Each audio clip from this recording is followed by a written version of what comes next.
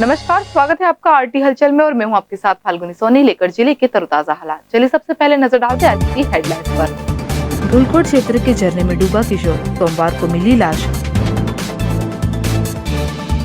तैयारियां हुई शुरू, नेपा विधानसभा सीट पर होगा उपचुनाव।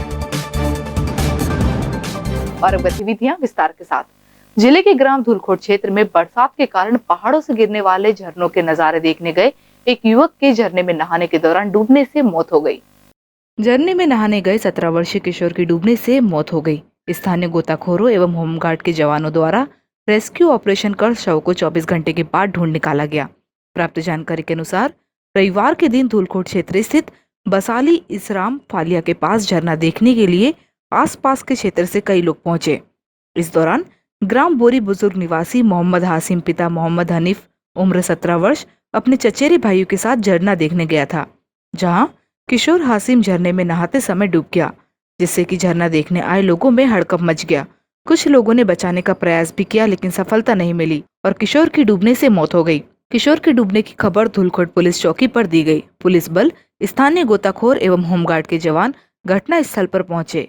किशोर के शव को ढूंढने के लिए रविवार 4 घंटे तक रेस्क्यू ऑपरेशन किया गया लेकिन सफलता हाथ नहीं लगी।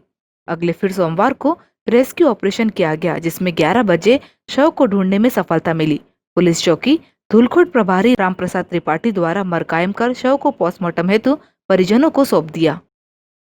धूलकोट से भारत चौहान की रिपोर्ट।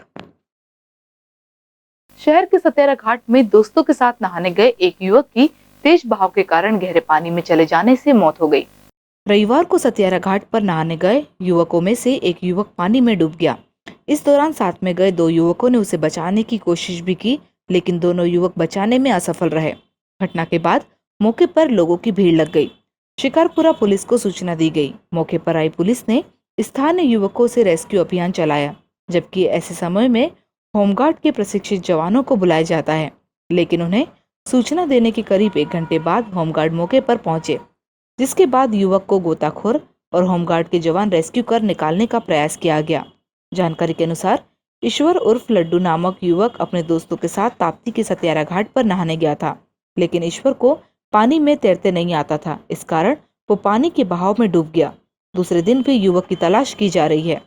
सोमवार को जिला पुलिस अधीक्षक कार्यालय में जिले के सभी थाना प्रभारियों की एक बैठक संपन्न हुई। बैठक में पुलिस अधीक्षक ने अफसरों को कोरोना संक्रमण की रोकथाम को लेकर किए जाने वाले उपायों की जानकारी दी। सोमवार को पुलिस अधीक्षक राहुल कुमार ने सभी थाना प्रभारियों की बैठक ली, जिसमें कोरोना संक्रमण को रोकने के लिए किए जाने वाले उपाय पर चर्चा की गई।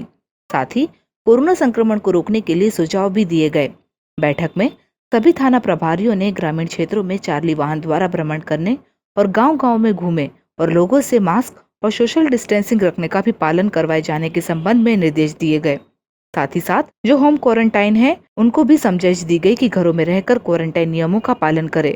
वहीं खकनाल, शाहपुर और लालबाग के सभी बॉर्डर पर सख्ती बरतने के निर्देश दिए गए। शहर के मूर्तिकार इस बार प्रतिमा निर्माण में पीओपी का इस्तेमाल नहीं कर सकेंगे। जिला कलेक्टर ने पीओपी के उपयोग के प्रतिबंधित होने से अफसरों को मूर्तिकारों के कारखानों की मॉनिटरिंग करने के निर्देश दिए। जिले में पीओपी के प्रतिमा निर्माण में उपयोग के प्रतिबंधित होने की जानकारी जिला कलेक्टर अफसरों को दी गई। उन्होंने कहा कि शहर में मूर्तिकारों द्वारा इसका उपयोग न किया जाए, इसके लिए मॉनिटरिंग की जाए। गौरतलब है कि पीओपी से जहां पर्यावरण प्रदूषित होता है, वहीं नदी में प्रतिमाओं के विसर्जन से इसके विषैले केमिकल नदी के जीव जंतुओं के लिए भी हानिकारक रहते हैं। ये जो महामारी अभी आई है कोविड-19, इसमें हमारे पास जो पहले से कार्य चालू होता था, ये नवंबर 2019 से हम चालू कर देते। हमको इसके अलावा दूसरा कोई काम आता नहीं है। तो हमारे पास जैसे बिजनेस होता है ना, हम अगले बिजनेस की स्टार्टिंग करते। 12 महीने हमारा काम चलता है। कुछ लोग हमारे पास काम करते हैं, वो भी और हम भी पूरे परिवार के साथ ये व्यवसाय करते हैं। तो हमारे पास कैसा पहले से ये पिछले नवंबर से मार्च तक पूरा प्रोडक्शन हो जाता है। उसके बाद रॉ मटेरियल बचता है, तो फिर उसको रख के क्या मतलब, उसको जॉइंट तो करना ही पड़ेगा।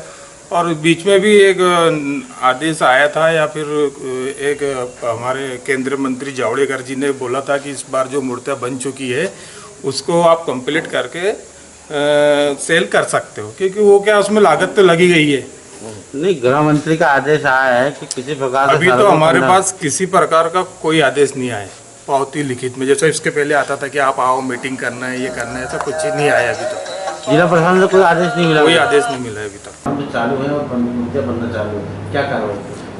देखिए, पीओपी की मूर्तियों के बारे में पहले से भी एनजीटी के निर्देश हैं कि पीओपी की जो मूर्तियां हैं वो इको फ्रेंडली नहीं है, पर्यावरण को नुकसान पहुंचाने वाली है। तो ऐसी मूर्तियों के बारे में शासन प्रशासन के निर्देश पहले से सख्त है और क्लियर है कि किसी भी स्थिति में ऐसी मूर्तियों का निर्माण नहीं किया जाएगा। मैं आज ही हमारी शांति समिति की बैठक भी है और सभी एसडीएम्स को भी हमने बुलाया है। तो उस बैठक के बाद से ही हम सभी एसडीएम को निर्देश दे देंगे कि सभी एसडीएम, थाना प्रभारी, तहसीलदार, आरआई और मजिस्ट्रेट अपने अपने एरिया की मॉनिटरिंग करें। जो मूर्तिकार इस तरह की पीओपी की मूर्तियाँ बनाने में संलग्न हैं उनको आज समझाइश दे दें, और उसके उपरांत भी यदि वो लोग इस चीज़ को नहीं मानते और पीओपी की मूर्तियाँ बनाते हैं तो निश्चित रूप से हम लोग जो है नियमानुसार कार्रवाई करेंगे इस पूरे प्रकरण में। रविवार को शहर में लॉकडाउन का सख्ती से पालन किए जाने के चलते पुलिस ने शहर के प्रमुख चौराहों पर पालन नहीं करने पर राशि जुर्माना वसूल की है। रविवार को लॉकडाउन का पालन करवाने के लिए पुलिस ने शहर के प्रमुख चौराहों और मार्गों पर सख्ती दिखाई। इस दौरान शिकारपुरा पुलिस के साथ थाना प्रभारी ने पांडुमल चौराहे पर खड़े रहकर बेवजह सड़क पर घूमने वाले वाहन चालकों से पूछताछ कर उनके खिलाफ सख्ती बरती और चालानी कार्यवाही करते हुए लोगों से जुर्माना राशि भी वसूल की गई। इस दौरान पुलिस ने लोगों को घर में रहने की समझाइश भी दी। थाना प्रभारी शिकारपुरा ने कहा कि कोरोना महामारी को लेकर लॉकडाउन लगाते हुए लोगों को एक दिन के लिए घर में रहने के लिए कहा गया है, लेकिन जो लोग नहीं मान रहे उन्हें समझाइश दी जा रही है, साथ ही जुर्माना भी वसूला जा रहा है।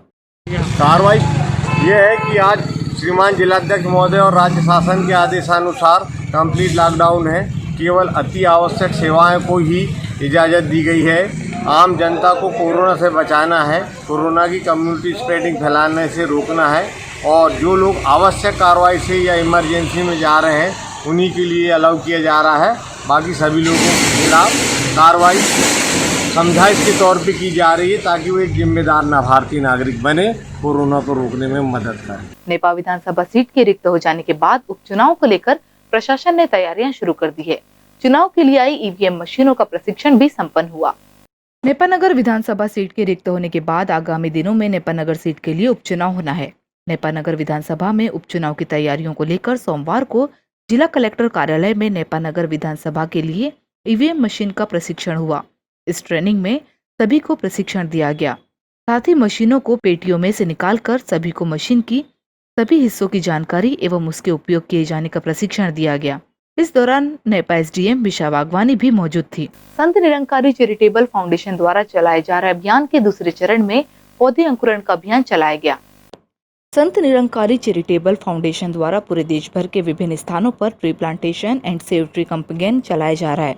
उसी श्रृंखला में बुरहानपुर मध्य प्रदेश में भी द्वितीय चरण में पौधे अंकुरण की सेवा कार्य सदगुरु माता सुदीक्षा जी महाराज के आशीर्वाद से संपन्न हुआ, जिसमें विभिन्न प्रजाति के बीज जैसे नीम, जामुन, शिव बबूल, शेवगा, सागवान, शीशम एवं नींबू के बीज सहित उपजाऊ मिट्टी उपलब्ध कराकर ऐसे सेवादारियों को घर घर प्रदान किया गया जो इन्हें सिंचित कर पौधे अवस्था तक लाने के लिए संकल्पित है।